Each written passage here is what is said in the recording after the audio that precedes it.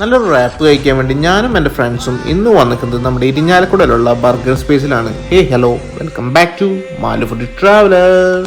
ഞങ്ങൾ ഇന്ന് അവിടുന്ന് ഓർഡർ ചെയ്തത് അവിടുത്തെ റോയൽ റാപ്പും പിന്നെ കിക്കാറ്റ് ഷേക്കും സ്പാനിഷ് ഡിലക്സ് ഷേക്കും ആയിരുന്നു കേട്ടോ. അങ്ങനെ ആ റാപ്പ് അങ്ങോട്ട് എടുത്തിട്ട് ഒരു ബൈറ്റ് അങ്ങോട്ട് എടുത്തു. സംഗതി സൂപ്പറായിരുന്നു കേട്ടോ.